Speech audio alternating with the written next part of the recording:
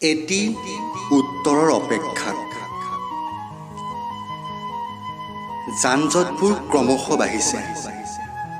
যান-জঁটৰ সমান্তৰালকৈ পথবোৰতো পথিকৰ সোঁত পৰিছে। বৰুৱা চাৰিআলি বা গান্ধী পাৰ্কৰ অলিয়ে গলিয়ে কত যে কিমান আয়োজন।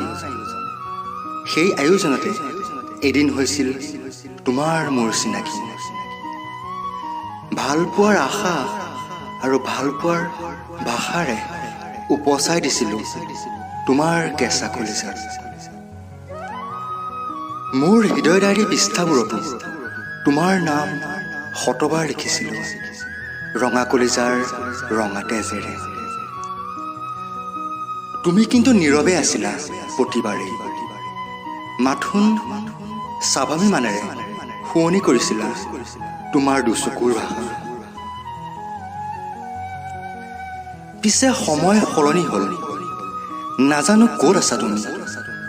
বৰুৱা চাৰিআলি গান্ধী পাৰ্কৰ অলিয়ে গলিয়ে তোমাক পুনৰবাৰ বিচাৰিছিলোঁ। তোমাক দেখোঁ বুলি জে.বি. কলেজৰ প্ৰাংগণ অডিটৰিয়ামতো ভুমুকি মাৰিছিলোঁ, কিন্তু তোমাক এবাৰো নাপালোঁ লগ। কেতিয়াবা সমনীয়াবোৰকো সুধিছিলোঁ তোমাৰ খবৰ, কিন্তু শূন্যতা। শূন্যতা যদিও তোমাৰ ছবি এতিয়াও মোৰ হৃদয় কেনভাছত।